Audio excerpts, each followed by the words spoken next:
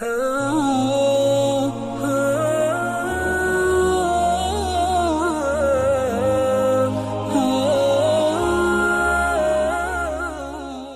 کے نیچے سبسکرائب کے بٹن پہ کلک کریں، بیل کے آئیکن پہ کلک کیجئے تاکہ ہر نئی ویڈیو کی نوٹیفیکیشن آپ کو ملے۔ روشن قندیلیں کے تحت آج ہم واقعہ بیان کریں گے امام اعظم ابو حنیفہ رحمہ اللہ تعالیٰ کا۔ امام اعظم ابو حنیفہ رحمہ اللہ تعالیٰ کے زمانے میں ایک اور بہت بڑے محدث اور امام تھے، امام قتادہ بصری رحمہ اللہ تعالیٰ۔ امام قتادہ بصری رحمہ اللہ تعالیٰ ایک مرتبہ تشریف لائے کوفہ میں، اور وہاں ظاہر ہے کہ جب وہ تشریف لائے تو اور بہت سے فقہ اور علماء بھی جمع ہو گئے۔ تو امام قتادہ رحمۃ اللہ علیہ نے یہ اعلان فرمایا کہ فقہ کا کوئی بھی سوال کسی کو درپیش ہو تو مجھ سے فقہ کا سوال کر سکتا ہے، یہ اعلان کیا۔ تو ظاہر لوگوں نے سوالات اپنی جگہ کیے ہوں، لیکن امام اعظم ابو حنیفہ رحمۃ اللہ علیہ نے ایک سوال کیا۔ امام اعظم رحمۃ اللہ علیہ نے سوال کیا کہ حضرت ایک شخص ہے کہ وہ گھر سے غائب ہو گیا، 2-3 سال کے بعد خبر آ گئی کہ وہ مر چکا ہے، فوت ہو گیا۔ اب عورت نے جو ہے عدت گزارنے کے بعد دوسری شادی کر لی۔ اب جب شادی کر لی تو اس سے جو ہے اولاد ہو گئی۔ اب یہ پہلا شخص بھی واپس آ گیا، گویا کہ وہ مرنے کی خبر جو ہے وہ جھوٹی تھی، پہلا شخص بھی واپس آ گیا۔ اب جو ہے وہ پہلا شخص جو ہے ان بچوں کو اپنی اولاد نہیں مانتا، کہتے میری اولاد نہیں ہے، اور جو دوسرا والا شخص ہے کہ ظاہر ہے کہ وہ اس کو اپنی اولاد مانتا ہے۔ اب سوال یہ پیدا ہوتا ہے کہ اب اس عورت پر تہمت کون لگا رہا ہے؟ گویا کہ زنا کی تہمت کس کی طرف سے، الزام کس پر کون لگا رہا ہے؟ پہلا شوہر الزام لگا رہا ہے یا دوسرا لگا رہا ہے؟ یہ سوال کیا تو امام قتادہ رحمۃ اللہ علیہ نے فرمایا کہ بھئی یہ واقعہ پیش آ چکا ہے۔ آپ فرمایا کہ نہیں، واقعہ پیش آیا نہیں ہے، لیکن ظاہر ہے کہ فقہاء کو پہلے سے تیار رہنا چاہیے کہ ایسی صورت مسئلہ، یہ امکانی صورت مسئلہ بنا کر اس کے جوابات مستحضر ہونے چاہیے کہ یہ واقعہ پیش آ سکتا ہے۔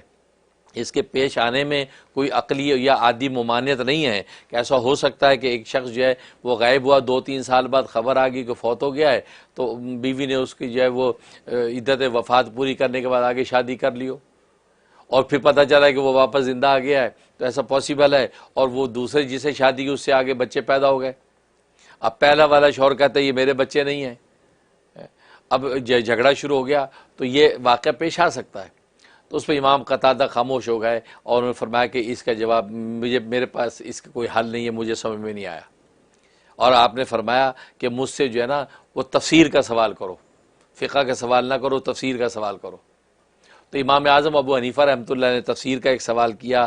آپ نے فرمایا کہ قرآن کریم میں اللہ تبارک و تعالیٰ نے حضرت سلیمان علیہ الصلوۃ والسلام کا واقعہ ذکر کیا ہے، اور وہاں پر آصف برقیہ وزیر کے بارے میں آتا ہے کہ اس شخص نے یہ کہا، ایک شخص نے کہا کہ میرے پاس اللہ تبارک و تعالیٰ کا دیا ہوا اسم اعظم کا علم ہے، اور اس کی وجہ سے میں جو ہے پلک جھپکتے ہی جو ہے ملکہ بلقیس کا تخت جو ہے محل میں لا سکتا ہوں، یہ بات کہی۔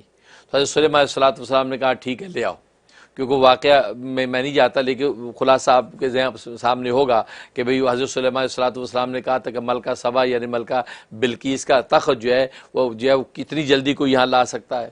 تو وہ قال عفریت من الجن، جنوں کا جو بڑا سردار جن تھا، اس نے کہا میں آپ کی مجلس برخاست ہونے سے پہلے لا سکتا ہوں۔ آپ فرمایا یہ تو بہت دیر ہے۔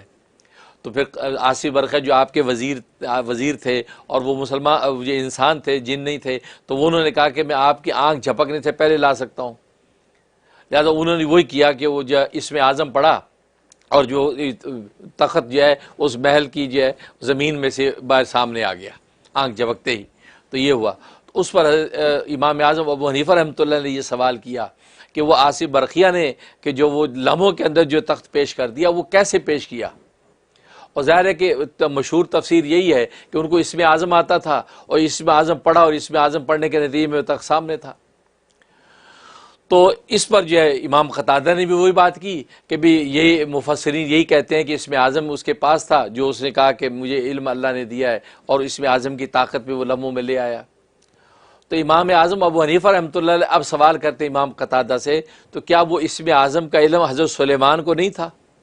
جو اسم اعظم ان کا ایک وزیر جانتا ہے، جو کہ نبی نہیں ہے ولی ہے، اور یہ خود تو نبی ہیں، تو ان کے پاس اسم اعظم کا علم نہیں تھا، ان کے جو ہے وہ محتاط کے پاس تھا؟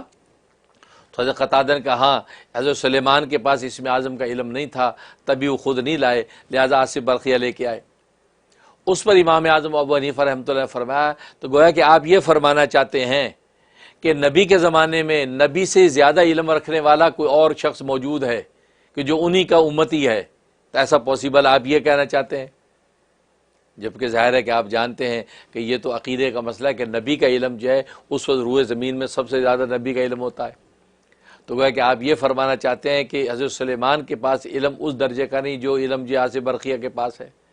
جب یہ بات کہی تو حضرت امام قتادہ لاجواب ہو گئے، خاموش ہو گئے، جواب نہیں دے سکے، اور فرمایا کہ بھئی تو مجھ سے جو ہے نا وہ عقائد کا سوال کرو۔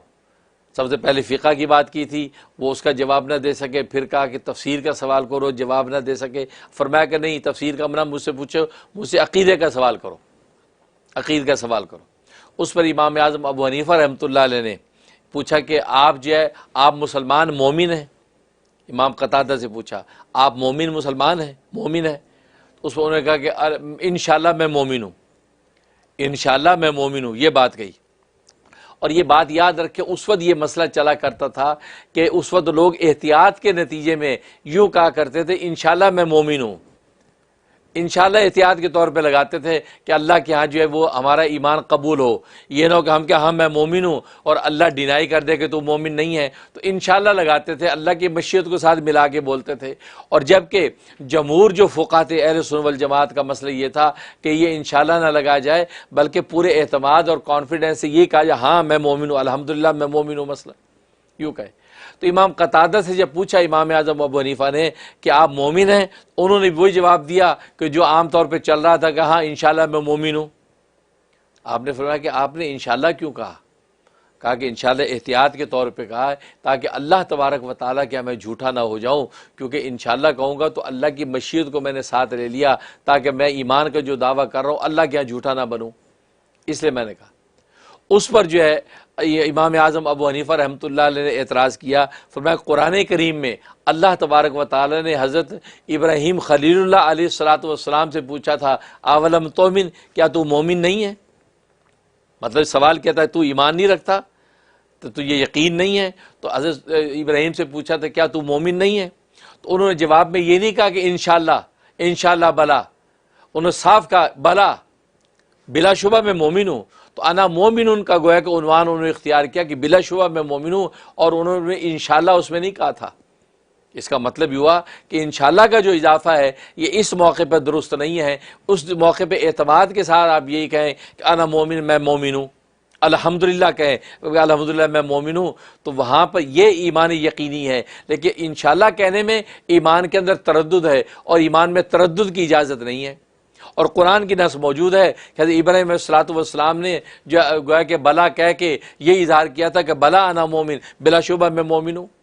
جب یہ بات کہی تو امام قتادہ لاجواب ہو گئے اور فرمایا کہ بس وہ مجلس برخاست ہو گئی، اور پھر اپنے وہ بصرہ کی طرف روانہ ہو گئے۔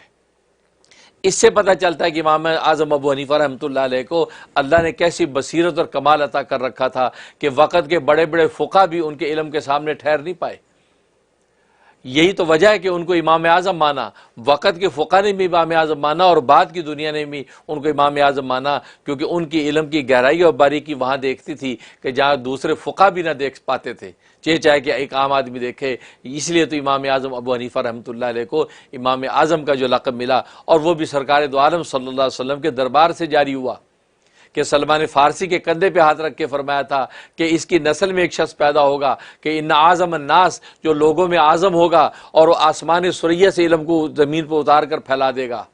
اور علامہ جلال الدین سیوطی رحمۃ اللہ علیہ جو شافعی المسلک ہیں، وہ فرماتے ہیں کہ پوری امت کا اجماع ہے اس بات پر کہ وہ شخص کون ہے، حضرت سلمان فارسی کی نسل میں وہ نعمان ابن ثابت یعنی امام اعظم ابو حنیفہ رحمۃ اللہ علیہ ہیں کہ جو اس علم کو آسمانوں سے اتار کے زمین پہ پھیلایا ہے۔